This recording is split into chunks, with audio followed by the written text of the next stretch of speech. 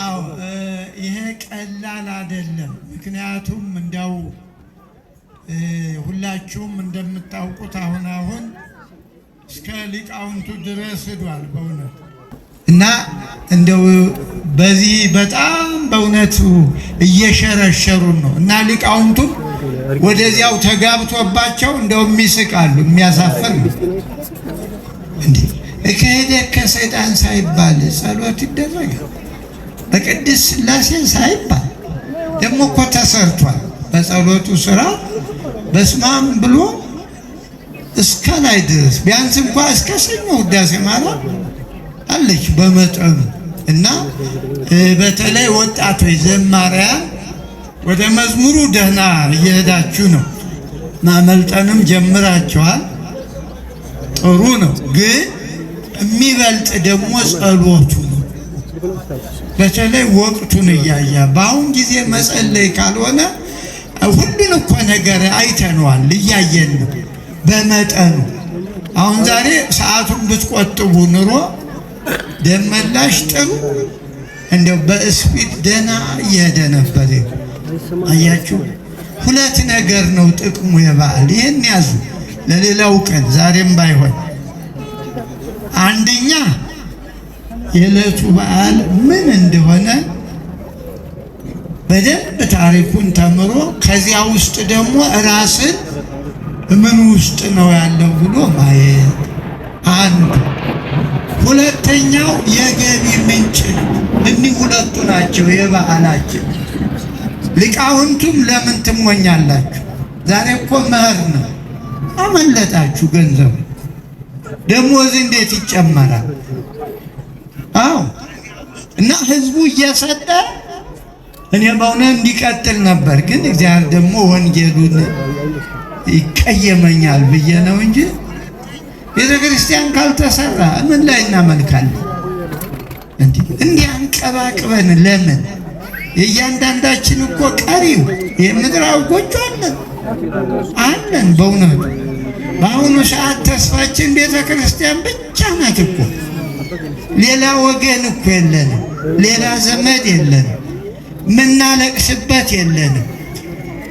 እና በተቻለ መጠን መምህራን በእውነት አዳምጡ፣ ድፍረት አታደርጉት። እሺ፣ ብዙ ነገር አመለጣችሁ። ልጅነት ታሳድጉ፣ ደሞዝ እንዲጨመር ብዙ ጥቅም ነው። ውሸት ነው ታዲያ? እንደ ዝናብ ይዘንብልሃል ብሩ።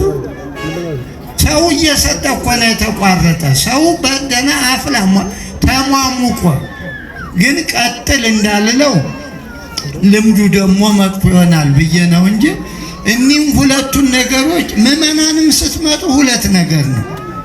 አንደኛ በዓሉን እንዴት ማክበር እንዳለባችሁ። በገንዘባችሁ እኮ አከበራችሁት። መቼም እናንተ ማይሌት አትቆሙ። ያላችሁን ባርክልን ብላችሁ ይዛችሁ የበዓሉ ማክበሪያ ነው። ሰው ግን ግለሰብ ቤት እንኳን ሲሄድ ስጦታ ይዞ አይሄድም። ራቁትህን አትቁም ነው መጽሐፉ። እግዚአብሔር ይዞት ቤት ስትመጣ 10 ሳንቲም እንግዲህ የለም። እሱ ካለው ነገር ነው። ከሌለ ደግሞ ራስን መስጠት ይቻላል። በጣም ቀላሉ ማለት ነው። እና ይሄን ሰባክያነ ወንጌሉም አለቆችም እንዴ ለምን ጊዜ ላይ እኮ ነው፣ ወቅት እኮ ነው። ሁሉ ነገር ጊዜን ነው መጠቀም። እና ለሚቀጥለው ወጣቶቹም ቢሆን ቀነስ አርጉና ለክብር እኮ ነው። ቤታችሁ ዛሬ እንዲሰራ ነው መጣ። ነገ ተዘምሮ እንደ ቀኑ ሙሉ ስትዘምር ብትል ማን ይከለክላል? ግድ ዛሬ ነው እንደ መዝሙሩ። አዎ እግዚአብሔር ነገም አለ ተነገ ወዲያም አለ።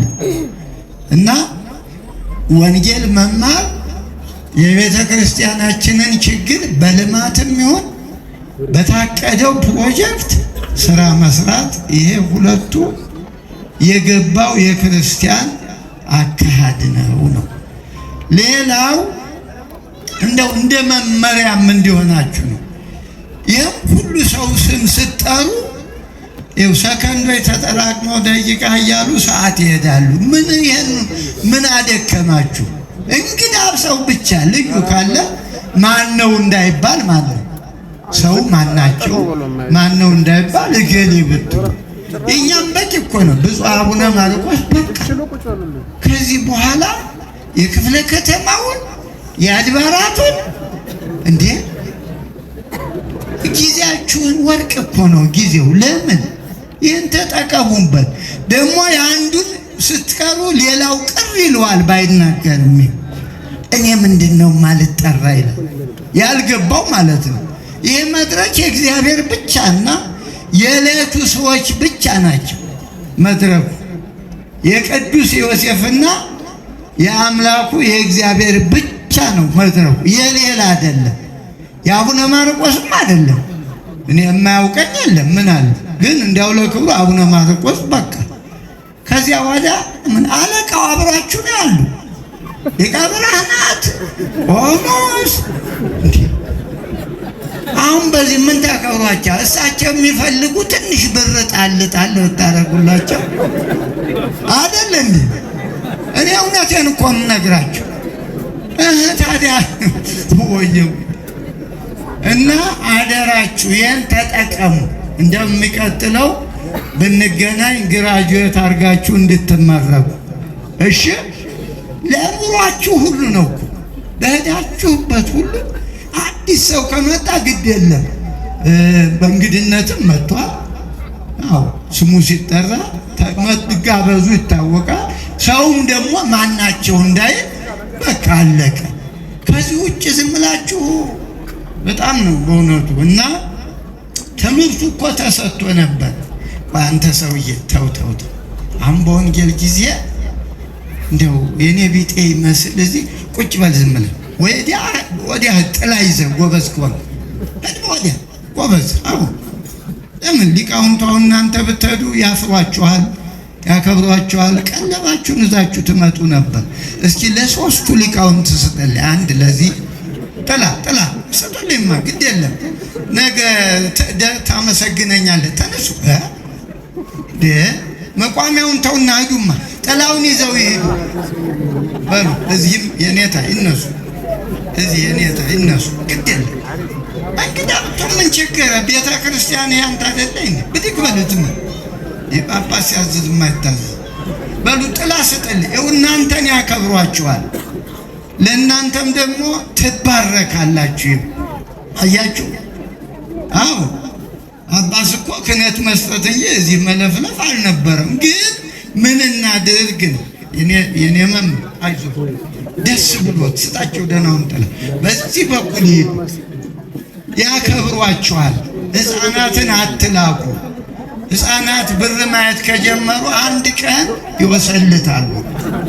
ጥሩ አይደለም። አይዞህ ግድ የለም አይሞኝ ገበሬ ሞፈር ተሸክሞ ያርሳል። አንተ ጥላ ይዞብህ በልበል።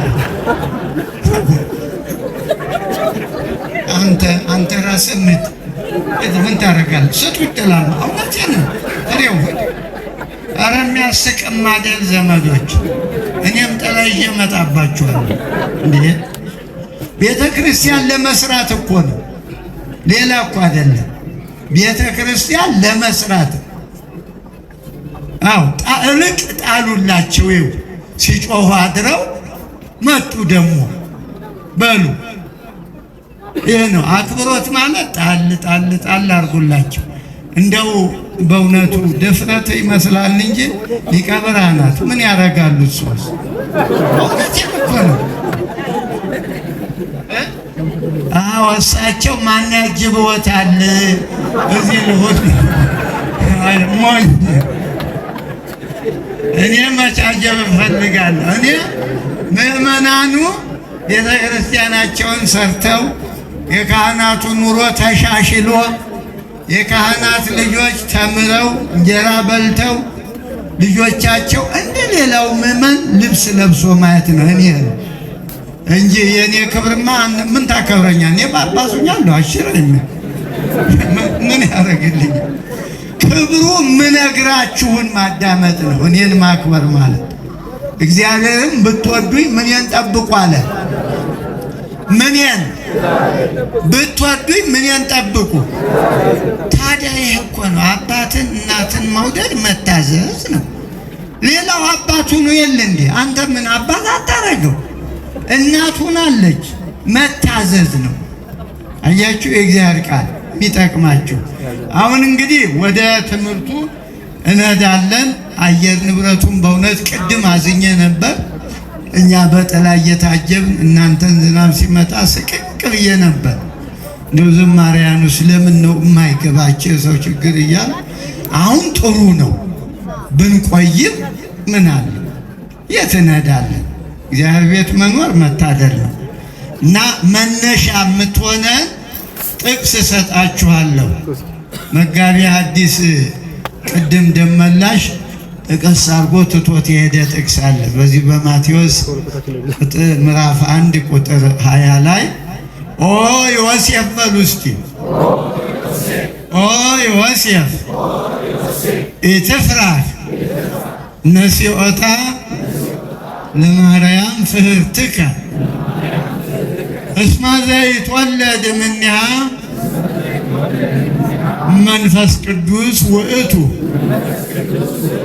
አዎ አሁን እፈታላችኋለሁ አጭሯን ለጥቅሱ ኋላ በማብራሪያ ሰፋ እናደርገዋለን። ዮሴፍ ሆይ በሉ እንጂ የዳዊት ልጅ ዮሴፍ ሆይ አትፍራ። ምኑን ነው? እጨኛህን ማርያምን መውሰዱን አትፍራ። አዎ ይህ እንግዲህ ጥቅሱ የሚገኘው ማቴዎስ ምዕራፍ 1 ቁጥር 21 ነው። የቁጥር 20 ነው። አጠቃላይ ከ18 እስከ መጨረሻው ጉዳዩ ያለበት ማለት ነው። እንግዲህ ይሄ በጣም ለገባው ሰው እንደው የመላኩ ድምፅ ሲጨነቅ ሲፈራ የሚይዘው የሚጨብጠው የሚያማክረው አጥቶ ሀሳብ እንደ ማዕበል እያማታው ሳለ ነው። ሀሳብ ክፉ ነው። ሸር የሚያደርጉት ሰው ከሌለ ጭንቅ ያደርጋል። ወእንዘ ዘንተ ይሄሊ ይላል። ይህንን ሲያወጣ ሲያወርድ ሲያሰላስል ምን ላድርግ እያለ ሲል መልአኩ ደረሰለት። አሁን እናንተ እንግዲህ ከዚህ የምትወስዱትን አዳምጡ። ብዙ የምትጨነቁ እኮ አላችሁ፣ ብዙ የማታሰላስሉ፣ ብዙ ያልሞላላችሁ፣ ለማን ልንገረው የምትሉ አላችሁ። የላችሁም? እስኪ እጅ አውጡ። አዎ ትክክል ነው እኮ ሁሉም ነው። እኔም ቢሆን እንደዚያ ነው በእውነቱ። ሁሉም ሰው በተለይ በአሁኑ ጊዜ ሰው ብቻውን እያወራ የሚሄድበት ጊዜ ነው። ብቻውን በእውነት ሳይታመም የሚያረገው የሚጨብጠው የሚይዘው ጠፍቶት ብቻውን ያወራል። አንዳንዴ ስታው ኋላ ይደነግጣል። እንዴ ይላል። ምክንያቱም ሰው የለም። ኑሮው ነው እንዲህ ያደረገው ኑሮ። እና ከዚህ በዓል አንድ ነገር ይህንን ብቻ የሚያስወራውን ችግር ጥሎ መሄድ ነው መልእክቱ። ሌላም አይደለም። መቼም ሁላችንም አላችሁ ይህን ሲያሰላስል ናል ወእንዘ ዘንተ ይሄሊ ይህንን አጸፋ ይባላል። ወደ ላይ ያለ ጉዳዩ ይህንን አለ። ከዚህ በኋላ ወአስተራዮ መልአከ እግዚአብሔር በሕልም መልአኩ ተገለጠለት። አዎ እንዘ ይብል እንዲህ እያለ ኦ ዮሴፍ ወልደ ዳዊት የዳዊት ልጅ አለ። እስከ ቅድመ አያቱ ሂዶ አዎ ከዚያ በኋላ እጮኛህን ማርያምን መውሰዱን አትፍራ። ይህ እኮ ዛሬ ለእኛ ነው መልእክቱ። ስንት ሰው ፈርቷል። የእመቤታችን አገልጋይ ለመሆን የእመቤታችን ልጅ ለመሆን መናፍቃን ስንቱን ሰው ቅድም አንድ እናት ልጅ የተመለሰ ብሎ በጣም ደስ የሚል ነው። ስንቱ ተወስዷል ሳይገባው ምንም ሳያውቅ እና ስንማር ነው። አትፍራ፣ አገልጋይዋ ነህ፣ ተላላኪዋ ነህ፣ ረዳቷ ነህ ነው የተባለ። አሁን ይሄ ለእኛ ያስፈልገናል። አዎ ከእመቤታችን ጋር ለመኖር በእመቤታችን ቃል ኪዳን ለማመን አትፍሩ እኮ ነው እያለ ቤተ ክርስቲያን። መናፍቃኑን ተዋቸው። እንግዲህ ከመላኩ በላይ ማን እንገራችሁ? ፓስተር ሰብኮ እንደው ይዛችሁ የሚሄድ ያሳፍራል። መላኩ ነው። አትፍሩ ገብርኤል ነው። እና ከገብርኤል በላይ ምን መልእክተኛ ከእግዚአብሔር ነው የመጣው። ዮሴፍ እየተጨነቀ ነው። አይዞ በለው ተብሎ እና እናንተንም አይዞ ይበላችሁ። እስቲ እቺ እልልቷ አድቨርታይዝ ናት። እልል በሉ እስቲ።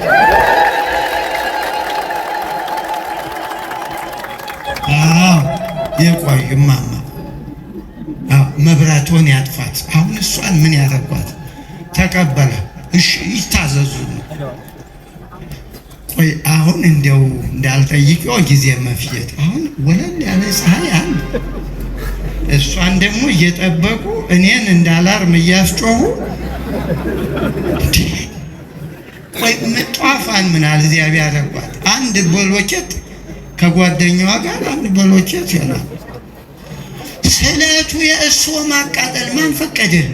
ዲያቆን አይደሉ እንዴ? እሱ ስለሰተው ተባርከው መሄድ እንጂ አሁን ስርዓት እኮ አለ። ጧፍ የሚያበራ ዲያቆን ነው። ያውም ደግሞ ስርዓት አለው እኮ የሚበራ ለአገልግሎት ሁለት ብቻ ነው። እናንተ ደመራ አድርጋችሁ በዚህ ኢኮኖሚው እየተቃጠለ እንዴ ለምን ሞይ ትሆናላችሁ? ያለ ስርዓት አጸድቁም እኮ ምንም አይጸደቅም መኮነን ካልሆነ እና ጧፉን መስጠት ይሄ ጧፍ እኮ ብር ነው ብር እና አመቶ ዝም ብሎ ለሊቀ ዲያቆኔው ስርዓቱ ለቄሰ ገበዝ ይሰጣል። የሚሰጡን ሰዎች አሉ። ያ ተሽጦ አሁን ለምንለው ለቤተ ክርስቲያን ለምስማር ይሆናል። አዎ አንዱ እንትን ጧፍ ስንት ነው ማማ? ወደ ገበያ ነን ስንት ነው? የሱ መንደር 10 ብር አይገኝም ነው። በጣም ጥሩ 10 ብር። ሁለቱ ጧፍ ስንት ሆነ? እሺ 10ሩ ጧፍ ስንት ሆነ? አዛችሁ እንዴ መጨመር እኮ ታዲያ እኮ እንዲህ እያለ ይገባል። ለምንድን ነው ያለ ስርዓቱ? እሱ የሚፈለጉ ስለተዋ ለራስዎም መስጠት ንስሐ ገባለሁ ካልቆረቡ እቆርባለሁ ራስን ነው መስጠት። እግዚአብሔር ጧፍ ምን እንዴ? ጧፉ እኮ ለስርዓት ነው ለአገልግሎት ነው። ይኸው ለአገልግሎት እኛ ራሳችንን ነው መስጠት፣ ክፋታችንን እንድንተው። እግዚአብሔር ወይ እንደው ይህን ክፉ ስራዬን አቁምልኝ፣ ሌባም ከሆነ ሌብነቱን፣ ውሸታም ከሆነ ዝሙተኛም ከሆነ እንደው እርዳኛ አቁምልኝ። እንደው ዮሴፍ እኮ ቆመንቱ ችግሩ መልአኩ ተገና። አሁንም እንደው ካህናቱም ግድ የላችሁም ጎበዝ፣ ንቁ፣ ልጆቻችሁ ይማሩ፣ ልጆቻችሁ እንጀራ ይብሉ፣ ባለቤቶቻችሁ እንደ ሌሎች ምዕመናን እኩል ይሁኑ። እንዴ የቄስ ሚስት እንዴት ነው አይመረባት ያለ ማን ነው? የቄስ ልጆች አይማሩ ያለ እምነቱን እኮ እኛ ስለ ቄሱ አይደለም። እምነቱ ለምን ይዳከማል? አዎ እና በተቻለ መጠን ጧፍ ስታመጡ አምጡ፣ ስጡ። በቃ ጥሩ ነው፣ ደንብ ነው እኮ እንዴ። ተወከፍ እያልን እንጸልያል እንዴ? ግን ተወከፍ ብለን እነሱ አበሩ የሚል ጸሎት የለንም እንዴ። ያመጡትን ነው ወደኛ። እኛ እኮ ቀረ አልተቀበልንም። እዚሁ አቃጠሉት ደመራ አይደለም። እና ይሄ ብዙ ትምህርት አይጠይቅም፣ አሰላስሉ ማለት ነው። አለቃውም እንደው በጥሞና ቀን የተነገረውን እንዲህ ነው። አዎ የካህናቱ ኑሮ ሲሻሻሉ ፉል ታይም ያገለግላሉ፣ ሌላ ስራ አይፈልጉ። ዳዊት ይደግማሉ። በቃ እዚሁ ለምዕመናን ለሀገር ያለቅሳሉ።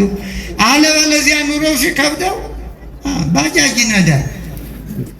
ምን ይሁን አንተ እየበላህ እሱ ቁጭ ይላል። በቤተ ክርስቲያን ብልጥነት አይሰራም። ይሄ የብልጦች ቋንቋ፣ የብልጥ ሃይማኖት የለም። ይሄ ዋህዎች ነው። እና ስለዚህ ቅድም አሁን ሊቃውንቱ እኮ ዘምረውታል። ጸሎትክሙ ጽንዕት፣ ሌላ ምዕራፍ ቁጥር ብዙ አላቸው። ጸሎታችሁ ጽንዕት ናት፣ ከምንም የበረታች ነው ያሉ። በሃይማኖትክሙ፣ ሃይማኖታችሁ ቀጥ ያለች ናት ነው ያሉ። አያችሁ፣ ይህን ነው። ግን እነሱ ያው ዝም ብሎ ባለው በግዙና በዜማው ሆነ እንጂ ሲሰበክ ውሏል። ሲሰበክ ውሏል። በዓሉ ከብሯል። በጸና ሃይማኖት፣ ቀጥ ባለ ሃይማኖት፣ በጠንካራ ጸሎት ንስሐ በገባ ሰው ማለት ነው። ባመነ ሰው ማለት ነው። ጸሎት ዝም ብሎ ከንፈር ማንቀሳቀስ አይደለም። ወይም ደግሞ ሲጸለይ እንደ ነገር እኛ ግራ የገባን እኮ ነን። የእኛን ትተን ሰውን ጠላት አድርገን የሌለ የእሱን ጉዳይ የእሷን ጉዳይ አሳየኝ እንዴ! የራስህን ጉዳይ እንዲያሳይ ጸልይ እንጂ ቤተ ክርስቲያን መጥተህ የሰው ጉዳይ ምን ባሁን ለታመመ መጸለይ ጉዳዩ እሱ ነው እንጂ አንተ ተጣላህ ብሎ አንቺ ተጣላሽ ብሎ እግዚአብሔር ያንን ሰው ማት የሚያመጣ አይደለም። እግዚአብሔር የምህረት አምላክ ነው።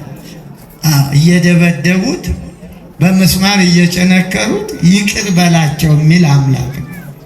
አውደ ምሕረቱ ይሄ ነው እና በሁሉ ነው ያለ፣ በሁሉ የምትረዳለ። እዚህ በቅዱስ ያዕቆብ መልእክት ምዕራፍ 5 ላይ ጸሎቱ ለጻድቅ ትክል ወታሰልጥ ይላል። ይህን ነው የዘመሩት ያዜሙት ማለት ነው። ይህንን ነው ሰማይ በሉ ነው መምህር ነው። አሁን እንግዲህ ደህና ብር ይዘው ከመጡ ከስረዋል አትርፈዋል ሊሆን በሉ አሁኑ ቦታው ነው ነው እንዴ ደህና መጥተዋል ሊሆን ጎበዝ። ይሄኛው ትልቅ ባውና እኔውና እልል በሉላቸው። አያችሁ ባውኑ እንዴ አትሞኙ እንጂ አንደኛ ሊቀ ጠበብት ይሄን የድጓ መምህር ጌታዬ አትሞኝልኝ። ድጓውን ብቻ ብጮህ ምን ይሆናል? ቤተ ክርስቲያኑ ካልተሰራ አንተም ደግሞ ኋላ ሲረብህ እንዴ እንኳን ሊቃውንቱ ስልኳ እንኳ ያ ሲያልቅባት የበላቸው አሰራ አይደል እንዴ? እና በሉ ለሊቀ ጠበብት አንዴ እልል በሉላቸው። ይልመድብዎት።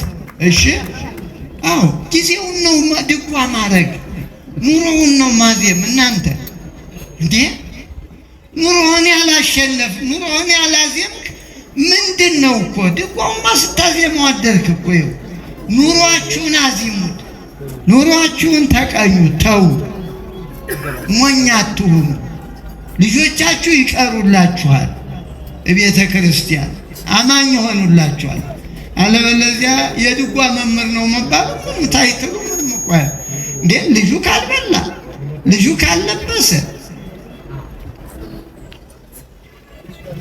በሱ ሌላ ቻናል የሚያዋሉ ተው በላቸው።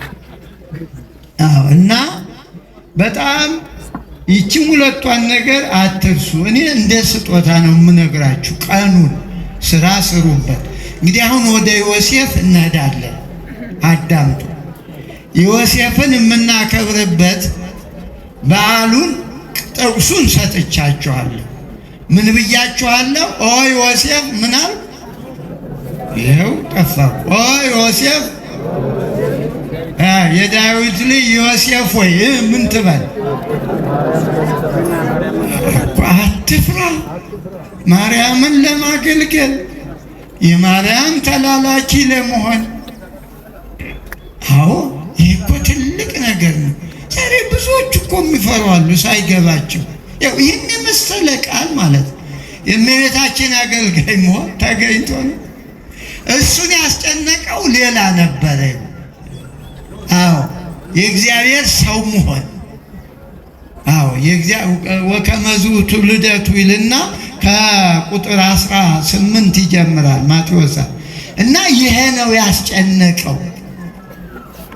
አዎ እመቤታችን አደራ ተሰጥቶት ጠብቃት ተብሎ ተሰጥቶት በመንፈስ ቅዱስ ጸንሳ ተገኘች።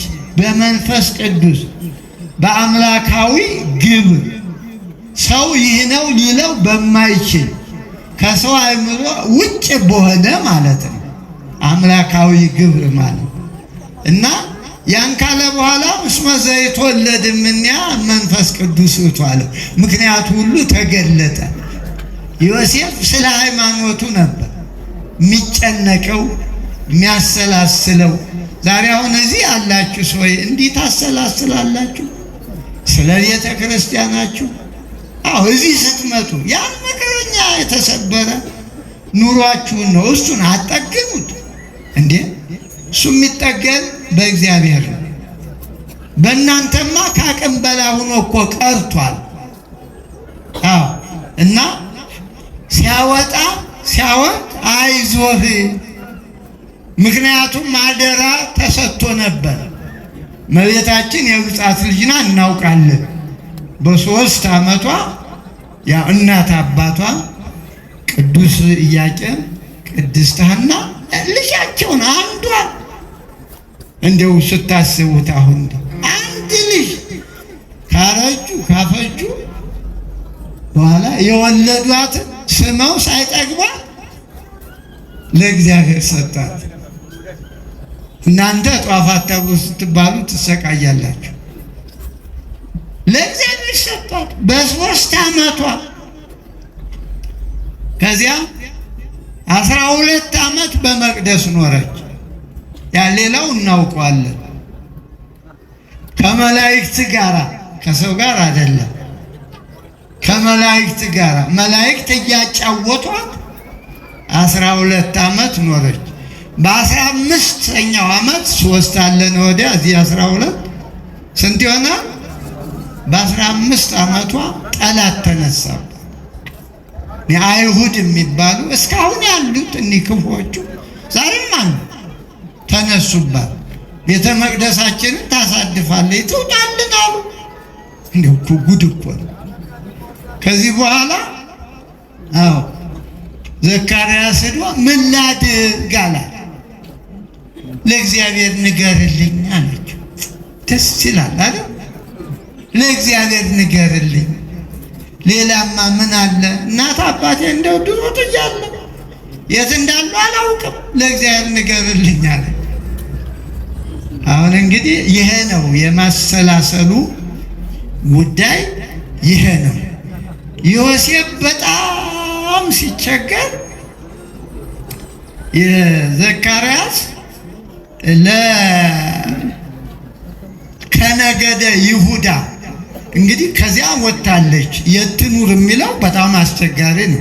ድሮ ወደ ቤተ መቅደስ ገባ፣ ኋላ ምን ትሁን ከዚያ ወጣ። መንደር የመንደር ሰው አይደለችም። እናት አባቷን ጥላ መጣች ናት። ያደገችም ምን በምንስ ቋንቋ መንደር መኖር ትችላለች? እና ለዘካርያስ ከቤተ ይሁዳ፣ ቤተ ይሁዳ ማለት ያዕቆብ ልጁ 12 ናቸው። አንዱ ይሁዳ ነው። አረገ ትውልዱ በዚህ በክርስቶስ የሚቆጠረው ማለት ነው። እና ሚስቶቻቸው የሞቱባቸው ወንዶች ብትራቸውን ሰብስበው ቤተ መቅደስ አስገባው። ከዚያ በኋላ የእግዚአብሔር ፈቃድ ሆኖ ብትሩ ላይ ምልክት ይኖራል ብሎ ነገረ። አሁን ሲሰበስብ 1085 ብትር አገኘ። 1000 ለ2000 ስንት ይጎለዋል? 15 ለ2000 ያን ወስዶ ቤተ መቅደስ እንዲጸለይበት አስቀመጠ።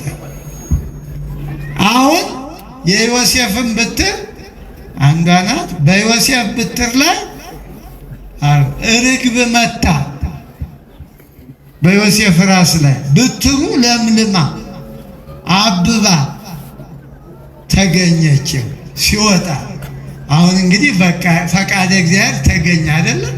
ደረቅ ብትር አብቦ ሲመጣ ከዚያ ደግሞ ርግብ ደግሞ መጣ። በቃ አደራ እንደሰጠንህ መልሰን ሳንወስዳት ወይም ደግሞ እንካ ሳንልህ ምንም ነገር የለምና ጠብቅ አደራ ብለው ሰጡት። እንግዲህ አሁን ይሄ ሸክም ነው ዮሴፍን የሚያሰላስለው የሚያስጨንቀው፣ አደራው የተሰጠው ነው። ዛሬ የትውልድ ምን አደራ ይጠብቃል? በእውነት በመንገድ እንኳን የማያስቀር ትውልድ በመንገድ ታዲያ እንደው እንማር የምንለው እኮ ይሄን ተለውጠን እንድንሄድ ነው። ከዚያ በኋላ ወሰዳት፣ እቤቱ ወሰዳት። ከዕለታት አንድ ቀን ወደ ንግድ ሂዶ ይላል። ሲመለስ ጸንሳ፣ እሱ እንኳ አላለም፣ ወዳጅ ነበረው ፈላስፋ ዮሐንስ የሚባል እሱ አየና፣ መቼም ብዙ እውቀት አይጠይቅም። እናቶች ነፍሰ ጡር ሲሆኑ መልካቸው ሁሉ ነገር ይለወጣል። ይሄ ምንም እንትን አይደለም። ከዚያ ያ አይቶ ኋላ ሊሄድ ሲል ዮሴፍ እንዴት ነው ይችል ልጅ ጸንሳለች ምንድን ነው አለ። ምን አለ? ከዚያ የሚወረወር ቃል አለ እና አይ እኔ ሀሌው እንኳን የሚባል መጽሐፉም ዘእንበለ ይትቃረቡ ነው የሚለው። እንኳን መገናኛ ዘእንበለ ይትቃረቡ ተረክበ ጽንስተ ነው። እንግዲህ ይሄ ምን ማለት ከመጽሐፍ ውጭ አይልም። ግን እሱ ሰው ነውና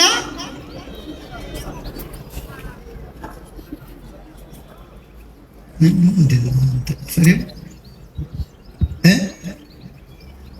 እኮ ለምን ሰውየው ለምን ችግር ይሆናል? ምንም እንደው ጤነኛ ነው እንዴ? እየተጮኸ የዚህ ህዝብ መሃል እዚህ ያዙን እኮ መናቅ እንዴ! ራሳችሁን ግዙ እንጂ ይኸው ራሳችሁ ግዙ። አይዟችሁ፣ መድረኩን አክብሩት፣ ይኸው እንድትከበሩ። የእኛን ትምህርት ስማ አይደለም፣ ከፈለክ ስማ፣ ሃይማኖት ካለ እንዴ። ከሌለህ እኔ ምን አገባ እንዴ? እኔም በውሃ ነው የተጠመቅኩ፣ አንተም በውሃ ነው። ከዚህ ያላመነ ነው ማስተማር እኮ እኛ ያለብን፣ ያላመነው እንጂ ሁሉም እኮ እኩል ነው። ከዚህ በኋላ ራስን ማሳደግ፣ አብዴት ማድረግ፣ መጾም፣ መጸለይ፣ ወንጌል መማር፣ ንስሐ መግባት ራስን ሰው ማድረግ እኮ ነው እንጂ እዚህ መጥቶማ ዝም ብሎ ከሆነ ሌላ እንቅፋት ነገር ነው ማለት ነው። ይህን ደግሞ ካህናቱ መጠንቀቅ፣ ወጣቶችም ማስተዋል። እንዴ ጠብቃት አይደል የተባለ? ቤተክርስቲያን መጠበቅ አለብን እንዴ? ቤተክርስቲያን እኮ ናት እመቤታችን። አትፍራ ነው ያለ። አገልግላት፣ ተላላካት ነው ያለ። እና እኛም እኮ ለዚህ ነው፣ ሌላ አይደለም። እንድትባረኩ ዮሴፍ ተባርኮ እድሜ ጠግቦ በመልካም ሽምግልና አረፈ ይላል የዕለቱ ስንክሳሩ። በመልካም ሽምግልና አይገርምም? መልካም ሽምግልና ምንድን ነው? እስኪ ያስቡ፣ በሕይወታችሁ እንዳሰላስሉ። ሽማግሌ መልካም ሽምግልና የምትሉ ምን ሲሆን ነው? ንገሩ። በሃይማኖት ጸንቶ መኖር። ዮሴፍ ሀብት የሚባል የለውም እንድታውቁ። መልካም ሽምግልና ማለት በእምነት እስከ መጨረሻው ታሪክ ጥሎ እዚህ የመልካም ሽምግልና ውጤት አለ እንዴ? ሁሉ ህዝብ የማን ውጤት ነው? ንገሩ። የማን ውጤት ነው? የሁሉ ህዝብ። ዛሬ የትኛው ሰው ነው መልካም ሽምግልና አግኝቶ ለራሱ ስም ይሆናል እንዴ? እንኳን ለሰው የሁሉ ሰው በሱ እኮ ነው። በሱ መባረክ አናውቀው፣ ግን የእግዚአብሔር ሰው ስለሆነ እግዚአብሔር ስላከበረው ይኸው እኛንም አከበረ። እና ዘመዶቼ ትምህርት ከሌለ እኮ አሁን ዝም ብሎ 50% ከብት 50% ሰው ነን በተፈጥሮ ማለት ነው። የባህሪያችን እንደዚህ ነው። 50 ከብት ነው፣ 50 ሰው ነው። ፐርሰንቱ ነፋስ፣ እሳት፣ ውሃ፣ መሬት ይሄ የሁሉም ነው። እና ይችን 50% ተጣጥሮ መሙላት ነው እንጂ እኮ ሁሉም ፍጡር በራሱ ያመሰግናል። አንተ ለማን ነው ቴክስት የምታደርግ? በግንባር አንተ ነህ ረጮሌ ራስህ በግንባሩ እንዲህ ይችላል። ምን ጉድ ነው እናንተ! ይሄ የዓይን የግንባር ቴክስት ደግሞ መከራ እኮ ነው። ባይሆን ወጣ ስትሉ ነው የዓይንና የግንባር። እዚህ ምን ጊዜ ያገኛችሁ እንዴ? እዚህ አባይ አካውንት ነው፣ በዚያ ቴክስት አለ። አዎ እኮ ተሰጥቷቸዋል እኮ እድሉ እኮ አለ እንጂ አሁን እኔ እንዲህ ስል ለእኔ ቴክስት አረገ ብዬ እንዲህ ይላል። ወደ እግዚአብሔር ቴክስት አርጉ፣ ወደ ዮሴፍ ቴክስት አርጉ። ጭንቀትህ እንዴት ተወገደ?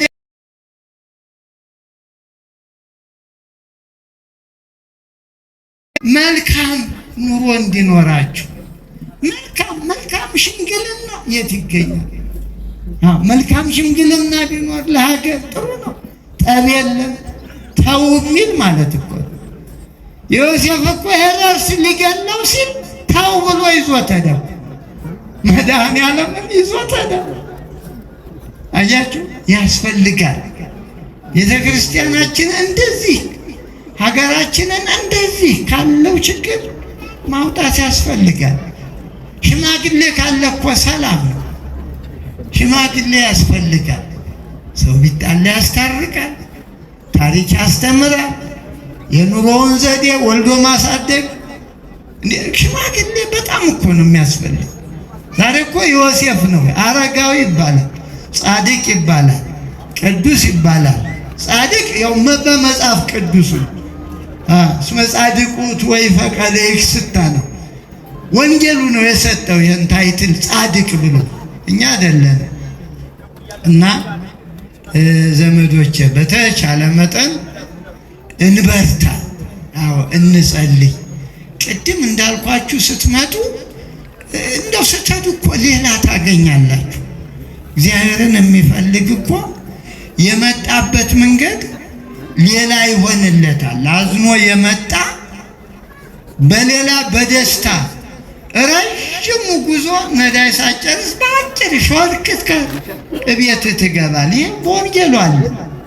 አዎ እዚሁ ማቴዎስ ምዕራፍ 2 ላይ አዎ እንግዲህ ዮሴፍ ከጽንስ ጀምሮ እስከ ልደት፣ ከልደት እስከ ስደት፣ ከስደት እስከ ሚጠት ታሪኩ አሁን 24 ሰዓት ቢጎራ ይህን ሁሉ ሲጸነስም ያው አሁን እንዳልኳችሁ አይዞ በመንፈስ ቅዱስ ነው።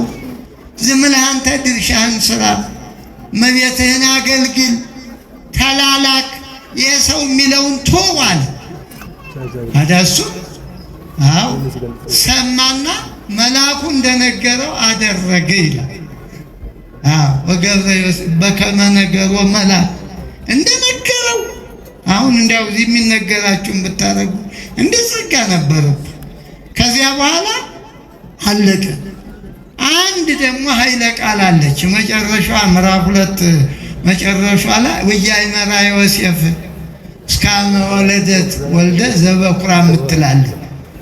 እንደው ለመናፍቃንም ላልተማሩ የምታታልን አላወቃትም ነው እንግዲህ። አላወቃትም ማለት ላይ አልቋል ጉዳዩ። አንደኛ ዘይን መለይስ ቃረው ሳይቀራረቡ አለ አይደለም መገናኘት አልተቀራረቡም ማለት ይሄ አለቀ ተዘጋ። አሁን ሌሎች አዲስ ፋይል እየከፈቱ ወልዳለች የሚሉ አሉ። መውለድ ኃጢአት አይደለም፣ እግዚአብሔር አላለም እንጂ መውለድ እኮ ነውም አይደለም። እሷስ ተወልዳ አይደለ እንዴ እናት ሆነ እና ያ ሁሉ ችግር ተነግሮትም አላወቃትም ማለት ምን እንደሆነ ምንም እንዴ አምላክን ጸንሳ በማህፀኗ ፀሐይ ተቀምጦ ይለዋወጣል መልኳ። አንድ ጊዜ አልመልማል ይሆናል፣ አንድ ጊዜ ደግሞ ነጭ ይላል። ወዋ አመት አይመለምል ወዋ አመት ጻዱ ይላል። እንግዲህ ፀሐይ ጽድቅ መድኃኔዓለም ሕይወቷ ውስጥ እንዴት አሉ በምን ይለያል? ሰዎች የሚሉ አላወቃትም ሲል እንደ አዳም እንደ ሕልቃና አዳም አይመራ ለሔዋን ማለት ተገናኛት ማለት ይሄ አይደለም። እሷ ወላዲተ አምላክ መሆኗን እሱ አምላክ መሆኑን አላወቀም። ኋላ በመጨረሻ ነው የተረዳው። ኋላ በማብጫ ሰብአ ሰገል መጥተው እጅ መንሻውን ሰጥተው ሁሉን ነገር ኮከቡ በመንገድ ሲመራ እረኞች ሲደነግጡ መልአኩ አትፍሩ ሲላቸው ቤተልሔም በብርሃን ስትጥለቀለቅ የዚያ ጊዜ ነው ትንሽ እንግዲህ ብልጭ አለለት። ከዚያ በኋላ ቅድም እንዳልኳችሁ ሰብአ ሰገል ስጦታውን ያ ክፉ ሄሮድስ ያው የተወለደው የት ነው የሚል ጥያቄ ሲቀርብ እሱ ንጉሥ ነው። አንድ ሕፃን ተወልዷል፣ ቆይ አድጓል፣ ገና መንግስት ይሆናል ብሎ ሰው ሀሳቡ ሲበላሽ ከባድ ነው። ለመግደል ተነሳ። ገና እኮ ዛሬ የተወለደ ሕፃን ነው፣ እሱ ዙፋን ላይ ነው ያለ። እንደምን ቸገረ እና ፈልጉልኝ አለ። የተወለደው የት ነው ሲሉ እንዴ በንጉሥ ላይ ንጉሥማ እያለ አሁን እነሱን ሄዳችሁ ስታገኙት ወደ እኔ ተመለሱ። ሌላ ጥያቄ አለበማል። ሊቃውንቱም ሁሉ ቤተ መጻሕፍቱም ሁሉ ላይብራሪውም ሁሉ እንደው ቸክ አድርጉ ብሏል። ግን ሲታይ እውነት ነው። በቤተልሔም እንደሚወለድ ነቢያት ተናግረዋል። እውነት ነው አሉት። አዎ ትክክል ነው። ታዲያ ሰብአ ሰገልን ምን አላቸው? ሂዱና እዚያ ደርሳችሁ ሰግዳችሁ በእኔ በኩል እኔም እንደናንተ እንድሰግድለት አለ። ትልቁ ሰውዬ እኮ እስጊድ ብሎ እቅትሎ ግሱን ገልብጦ የክፋቱ ክፋት ግሱን ቃሉን ገልብጦ እሰግዳለሁ ማለት እንዲገለው ማለት ነው። ግን እግዚአብሔር የሚገደል ነው በፈቃዱ እንጂ። ከዚያ በኋላ ሰብአ ሰገል ስጦታቸውን ሰጥተው 2 ዓመት የሄዱበትን መንገድ 40 ቀን ሆነላቸው። ደስ ይበላችሁ ልልበሉ። አያችሁ 2 ዓመት። እንዳሁኑ ትራንስፖርት አውሮፕላን የለም፣ የተሻለ ነገር የለም። 2 ዓመት ሙሉ እግዚአብሔርን ፍለጋ ወላጆች ምልክት ሰጥተዋቸው አደራ እንዲህ ያህል ኮከብ ሲወጣ ይህን ወርቅ ይህን ዕጣን ይህን ከርቤ እንድትሰጡ ብሎ አደራ። ያን አደራ ኮከብ ሲወጣ ይዘው መጥተው ያው አገኙ። ግን የሚገርመው ቤተልሔም ድረስ መጥተው የተወለደው የት ነው የሚሉ እጓሯቸው የተወለዱ ሰዎች ምንም ኢንፎርሜሽን የላቸውም። እጓሯቸው ያን ያህል ሀገር አቋርጠው። እኛም እንደዚህ እኮ ነን። ብዙ ሰው ከሩቅ መጥቶ ድኖ ይሄዳል። ይገርማቸው ሳታስቡት ማለት ነው፣ ሳታስቡት። እኛ ግን ሁልጊዜ እንመጣለን፣ እዚህ ሁልጊዜ ዮሴፍ እንመጣለን። ግን የት እንደተወለደ ብዙ ሰው አይረዳው። ከዚህ በኋላ ሰብአ ሰገልን ወነገሮሙ በሕልም ይላል። በሕልም ያ መልአክ ነገረ ከመ ይግብኡ ወደ ሄሮድስ እንዳይመለሱ ወእንተ ካለ ፍኖት ገቡ ዋተው በሄሮም በሌላ መንገድ ጎበዝ አዳምጡ። በሌላ ሃይማኖት በሌላ ኃይለ ቃል ይችን ያዟት። እሱን ሰውዬ ቁጭ ባለ ሎጋው ቁጭ ብሎ ይቀመጡ አይዞህ እሱን የመሰለ እንደው አሁን በላንተም ቁጭ በል ግድ የላችሁ ተጠቀሙ፣ ቃሉን አዳምጡ። ግድ የላችሁ ቁጭ በሉ። ግድ ከበቃ ደግሞ በቃ ብትሉ እኔ ታዛዥ ነኝ። ይብቃ እንዴ እንዳታሙኝ ኋላ እንቀጥል። በቃ እንቀጥል። ጥሩ ካልሰማችሁኝ እኔ ለምን ነዳጄን ይጨርሳል? ነዳጅ ውድ ነው ዛሬ። እንኳን ነዳጅ ትንፋሽን ያህል ነዳጅ ቀላል። ትንፋሽ ውድ እኮ ነው። ህቅታ እኮ ናት እንጂ እና ሴም ማድረግ አለብኛ። እኔ ካልሰማኝ ምን ብዬ ጮኻለሁ? እና 2 ዓመት የተጓዙትን በ40 ቀን እስኪ እንደው አስቡ። 40 ቀንና 2 ዓመት 2 ዓመትን ለ40 ብታካፍሉት ስንት ይሆናል? አያችሁ፣ ሰው ከጠነከረ ያ የከበደው ነገር ሁሉ በአንዴ እንደዚህ ሆነ። አግኝተው ተባርከው ደስ ብሏቸው፣ እመቤታችን ክርስቶስን ታቅፋ አግኝተዋል። ደስ ብሏቸው ስጦታቸውን ሰጥተዋል። እናንተም እንዲህ ነው መሆን ያለባችሁ። ስትመጡ እኮ እንደዚህ ነው በእውነት ባለማወቅ እንጂ በክፋት አልመጣችሁ። አንዳንድ ሰው ይኖራል እንዲህ ሰው ሲሰበሰብ በሌብነት ያደገ ይኖራል። ያ እንግዲህ የኛ ነው ነው አለማስተማራችን ነው። መቼም እሱ አይወቀስም፣ ያሳዳጊ ጉድለት ነው። እና አሁንም በአጋጣሚ ደግሞ እንዲጸጥ ስትሉ ኦዲት እንዳያረጋችሁ ተጠንቀቁ። እውነቴን ነው። ቦርሳችሁን ኪሳችሁን እየተሻሻውቆ ቀስ አድርጎ ይወስዳታል። ይሄ ቂልነት ነው። ዮሴፍ ያንተን ኪስ አይጠብቅም። ይህን እንስማ። ሚካኤልም መጥቶ ያንተን ኪስ አይጠብቅም። ክብረ ነክ ነው እንዴ!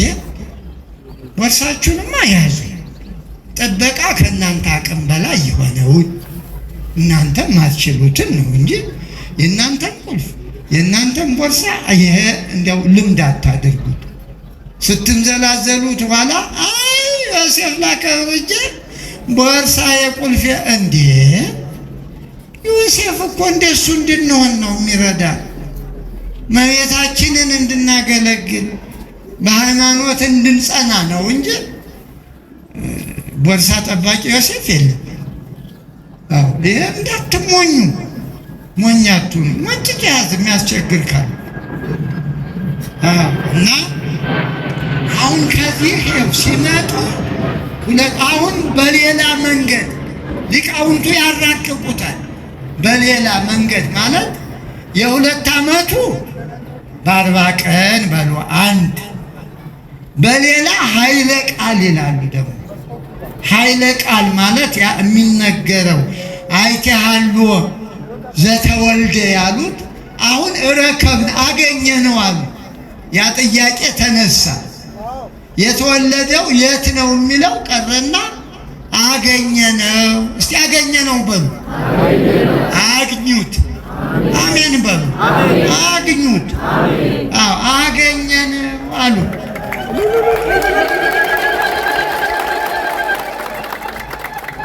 ይህ ደግሞ የተወለደ ንጉሥ ነው ያሉ። ንጉሥ ቤትም ይወለዳል። ኋላ አምላክ አሉ። አያችሁ፣ አምላካችሁን አግኙ እንጂ። ንጉሥ ያሉት አምላክ ሆነ። ታዲያ ከዚህ በላይ ደስታ አለ?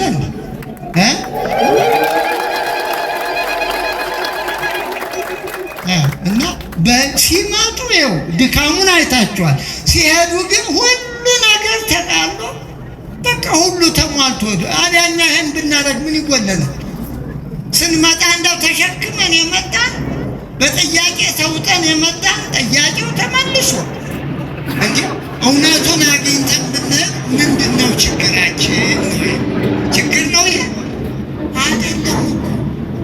የሁሉ ሰው እኮ የታለ ነው እያለ እኮ እግዚአብሔር የታለ እያለ እኮ ነው። በግሉም እንደ ሀገርም እንደ ግልም አይተሃሉ። አንዳንዶች በእምነት ያልጠነክሩት ደዳ እንዲህ ሲሆንማ ለምን ብለው ተስፋ ቆርጠው የሚጠፋሉ። አለ እኮ እግዚአብሔር ባይኖር እንዲህ አየር ንብረት አለ እንዴ? አለ። የኛ አቀራረብ የኛ ደካማነት ነው። እዚህ መተን እንጣላለን፣ እዚህ መተን እንሰርቃለን፣ እዚህ መተን ዘረኞች ነን፣ ጉደኞች ነን። እንዴ የክርስቲያን ዘር አለው እንዴ? ዘሩ እኮ ይሄ የተወለደው አምላክ ነው። እናቱ ድንግል ማርያም ናት። እናቱ ቤተ ክርስቲያን ነው። ነገ ተገንዛ የምትወርደው እናት ምን አደከመ? ነገ ቀብራት የምትመጣ እናት ቤተ ክርስቲያን ናት። እናት ኢትዮጵያ ናት ሀገር። ይህም መረዳት አለብን። ሌሎች ምድራውያን ናቸው። ይህን አትቀበሉ። ይህን በዘር በቋንቋ እንዴ እኔ ሰው መሆን የጠፋኝ እንዴ? ሰው መሆን ዘር ሰው ነኝ በቃ። ሌላ ምን አለ? ሰው ነኝ። ከዚህ ውጭ ቋንቋ ምንድን ነው? ቋንቋ አጸድቅ፣ አትኮነን። አማርኛ ብታወራ ገነት አትገባ። ኦሮሞኛ ብታወራ አትኮነን። ለገበያ ለዳቦ መበያ ብቻ ነው። የእናትም አንግባባ። እንደ አንዳንዱ ጅሎች እንደው በቋንቋ አንጸድቅ አጸድቁም። በቋንቋ ጠፋችሁ እንጂ ይኸው ጠፋችሁ እኮ ተኮነናችሁ። ወንድማችሁ እየጠላችሁ እየተጋደላችሁ እንዴ! ምን አይነት ቋንቋ ይባል? የሰው ቋንቋ እኮ አብሮ መኖር ነው፣ መረዳዳት ነው። ሰው ደክሞ ስታገኙት ምን ልገዝህ፣ ተርቦ ስታገኙ አንድ ዳቦ ብታጡም ደግሞ እንደው ምንድነው ችግር በሉት እንዴ! ምንድነው በእውነት ምን ነካው ይሄ ትውልድ እንዴ? እና ይሄ ነው ከቤተ ክርስቲያን የምናገኘው ሰላም ነው፣ አብሮ መኖር። ደግሞ ሰዓቶቻችሁ ኑረዋል እኮ እኔ የሚገርመኝ እናንተ ጎጆዎች ሆናችሁ ሌላ ምናስ ያተህን የአባትህን ኑሮ አትኖርም? አባት አብሮ አልኖርም እንዴ? ንገረኝ እስኪ። አልኖርም? አያት አብሮ አልኖርም? እንደው እድሜያችሁ ጠና ያለ ስትወለዱ እንዲህ ያለ ነገር ነበር? ዘር ነበር? በመንገድ እንዳትሄድ ትታገት ነበር? ያልቆጠርከውን ብር አንጣ ትባል ነበር?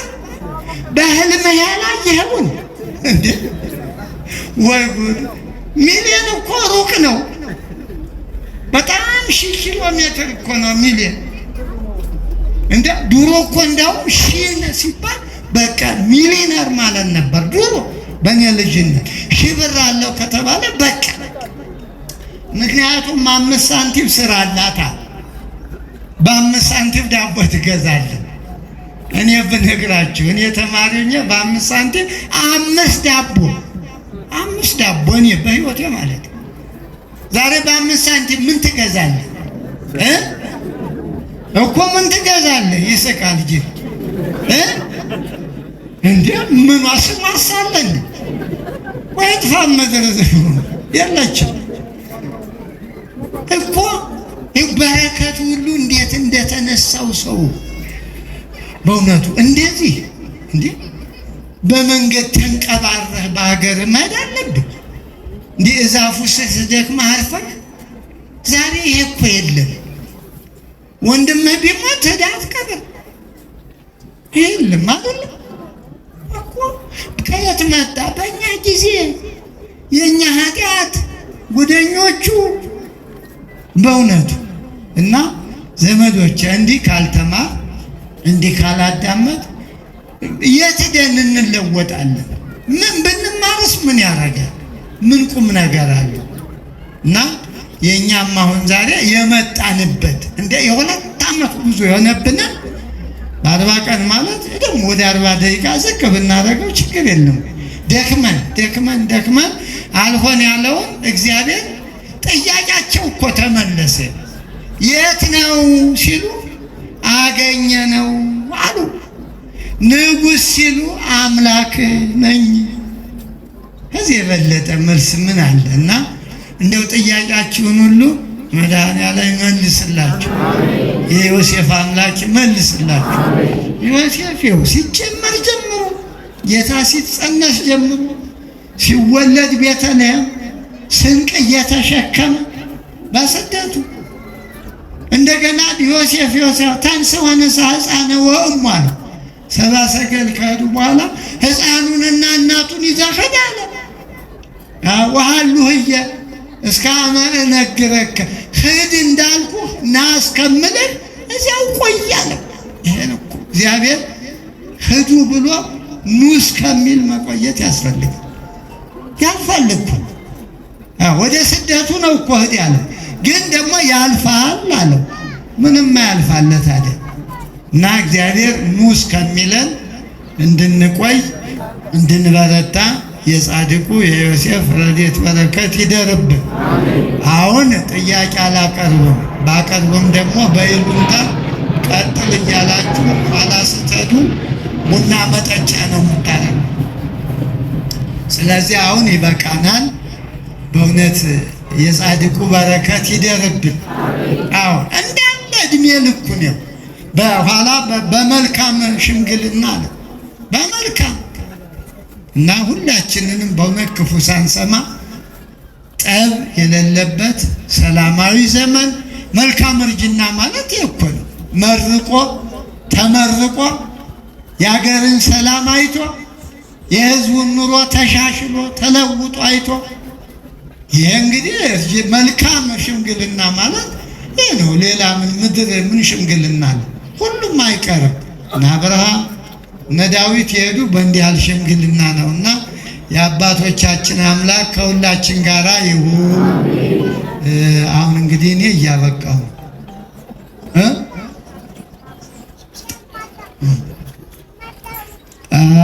መርቁ ነው የሚሉ እንግዲህ ስብሐት አልተባለ አልበላሁን ምንድን ነው አሁን መመረቅ ነው? የኋላውን እንደው ልመርቅ ነው እንግዲህ እንዲህ ይሁን። እንደው ከኔ መረቃ እግዚአብሔርን ፈጣሪነት ትንሽ ከተፈቀደ ክረምቱን ደግሞ ላስጎብኛችሁ። እሺ? አዎ የአርግ በሉ እስቲ ደመናተ እማጽናፈ ምድር ከፍ ብላችሁ የአርግ ደመናተ በሉ እማጽናፈ ምድር ወገብረ መብረቀ ለጊዜ ዝናብ ዘያወፅኦሙ ለነፋሳት እመዛግብቲሆሙ። በቃ አየሩ እንዲባረክልን ይሄን እናውራ። እኔ አላሲያበቃ ጥሩ ካበላችሁኝ ልመርቅ እችላለሁ። አሁን በደረቁ ጣቢያ ምን ብዬ ነው መርቅ እኮ? አሁን የመረቃው ይሄ ነው፣ ሰማዩን እንድታው። ወቅቱን ደግሞ መቃኘት አለብን። ወቅቱን ብልህነት ነው። ወቅቱን ያየ ሰው በልቅሶ ቀን ልቅሶ፣ በሰርግ ቀን ሰርግ፣ በክረምት ክረምት፣ በበጋ ይሄ ብልህ ሰው የሚባል ይሄ ነው። እና አሁን የአርግ ደመናተ ማጽናፈ ምድር ማለት ወቅቱን ነው። የክረምቱን የሚያሳይ መዝሙረ ዳዊት 134 ቁጥር 7 ላይ ነው የሚገኘው። ይሄ የዕለቱ መዝሙር እንትን ነው፣ ምስባክ ነው። በሰንበት ቧ ነው የሚለው እሱ ሊቃውንቱ ሲሰብኩት አድረዋል። እና የአርግ ደመናተን አሁን የደመናን ተፈጥሮ ልነግራችሁ ነው። አዎ ተፈጥሮን ማወቅ እግዚአብሔርን ማወቅ ስለሆነ ነው። አዎ ተፈጥሮን ያወቀ ሰው እግዚአብሔርን ያውቃል። አሁን እኮ ማን ፈጠረኝ የማይል ሰው ነው ግራ ያጋባል። እና ደመናተ ደመና ነጠላው ነው፣ የአርግ ያወጣል ነው። ወይም ደግሞ ፈጠረ በሉ ዝም ብላችሁ እንዲገባ። እማጽናፈ ምድር ማለት ከምድር ዳርቻ እንደው ከዚያ ደመናውቱን አወጣ ይላል። እንግዲህ በጥንተ ፍጥረት ደመናት እንዴት እንደተፈጠሩ ልነግራችሁ ፈልጌ ነው።